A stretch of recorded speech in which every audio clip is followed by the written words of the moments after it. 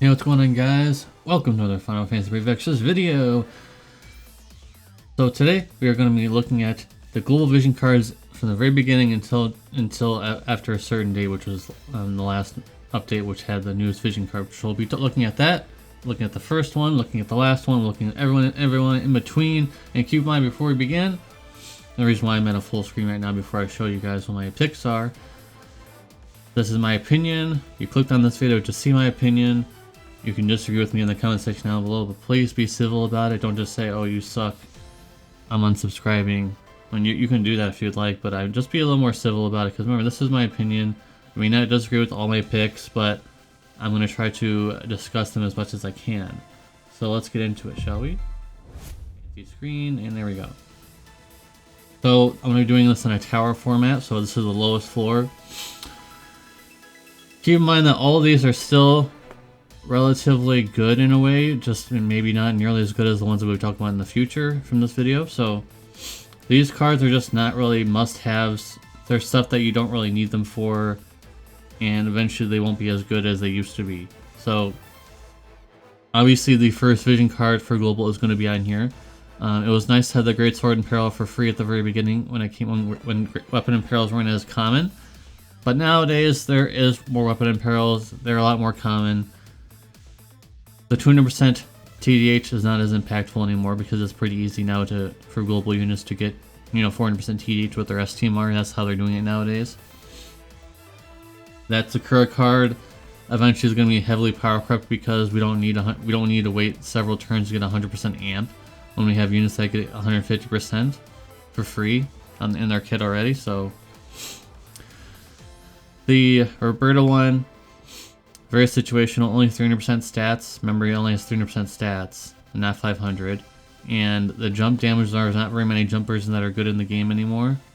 We don't really use jumpers right now, so not necessary. Maybe mid would like to have that, but meh.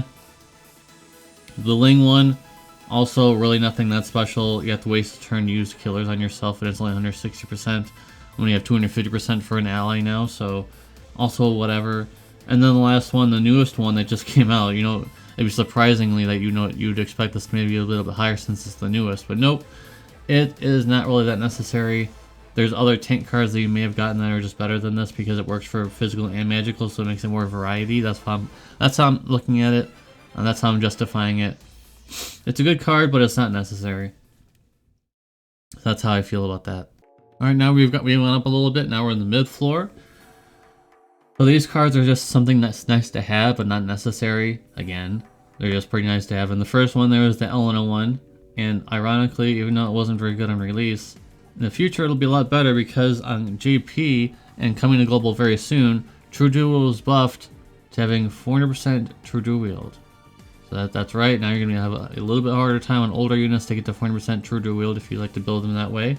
And there are certain units, like I think everybody knows about Scarlet Rain at this point. He's the first unit to have 8 times cap, so obviously that will edge him out much more than TDH. So this card will be pretty useful for certain units to be able to get to 200% True Dual Wield. The next one is kind of a bit of a stretch, but this one's also decent because it allows you to be a little bit tankier and have some TDH, 200% magic TDH, so it's pretty decent. Nothing that amazing, but it's just pretty decent. The next one is that War of the Visions card. Pretty tanky. Pretty tanky card, so if you're able to get that, it's a pretty good card, although it's very limited. So I mean, if they ever return that that step up where you're able to just get a vision card of your choice, it's a pretty tanky card. But there's another one that we'll be talking about that is much tankier. And then the last one here, I don't know, I made it bigger, I guess, to make it more emphasized. This one's kind of newer. It has 200% magic TDH and physical TDH, so it's pretty good. Pretty good card, but it's in the mid floor, so it's pretty cool if you have it. But we're gonna go ahead and move on to the next floor here for that situation. The last floor, I mean, those cards are pretty good, but I think these are definitely must-haves, I would say, in a way.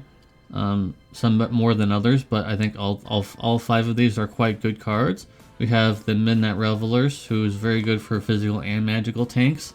That's why it's up here more than the Charlotte one, because this one is more able to be used on a lot of different characters instead of just magic tanks and only.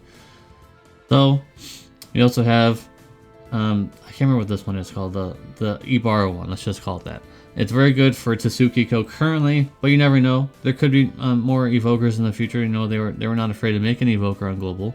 So what makes you think that they won't use another evoker in the future? So yeah, they might make another card that's evoker based as well. That might be slightly better, but it being slightly better doesn't matter as much because this card is quite good for evokers.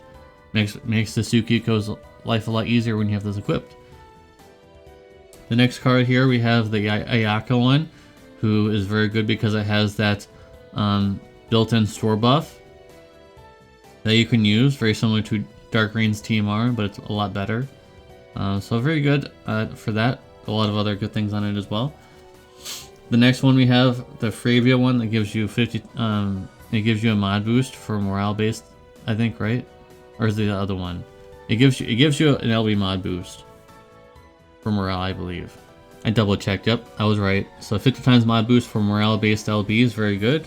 And then the last one we have the Extreme Nova Frames cooldown ability, which was very useful for a lot of characters. I know a lot of characters now have Extreme Nova Frames, but for characters that don't have it, this is a very good card. And since you're using this in Clash Duels, most likely this will be very good on a lot of FFBE units. So that's why this is here as well. I think it's a very good card, and it's top tier artwork as well. But we're not really judging based on artwork, okay? But I'm just saying that it's one of my favorite artworks of all time. The last one there. So let's move on to the last one. I think it's pretty predictable. You're wondering where's that last card that we all know about, right? I think it's pretty obvious where it's at. Here we are. We've arrived at the steps of the clouds, and here we are with the best card ever so far, the Dazzling Demoness card. I think it's pretty obvious that you guys knew it was going to be here. I think it was pretty obvious that it was going to be here, guys. Yeah, it's the best card. 20% Magic TDH, has 500% chain cap for you guys on your Magic TDH Magic users, and of course all that MP and Magic on it as well. Very good. This is how you make a vision card, and I'm pretty sure the reason why they haven't made any ones that are even close to this. The only one that's really come close at best is the Tsukiko one, kind of. Not even close, really, in terms of just value. So, if you don't have this card, and that step up comes back where you can pick a vision card, you might want to invest in getting this. I think this is going to be the timeless card of all time. There might be new cards that come out that have higher stats, but won't have the same effect as the Dazzling Demoness card. So, that's my opinion, guys. Let me know in the comment section below. Yet again, please try to be civil about it. This is my opinion, of course. We can all have opinions, right? We can all have opinions in 2023, right? So, just make sure to be civil in the comments, please. Alright, guys. Thank you guys very much for watching. Appreciate you. Again, let me see in the comment section down below what you guys' opinions are. Let's see what you guys are going to rank all of your cards. And I'll see you in the next video. Peace.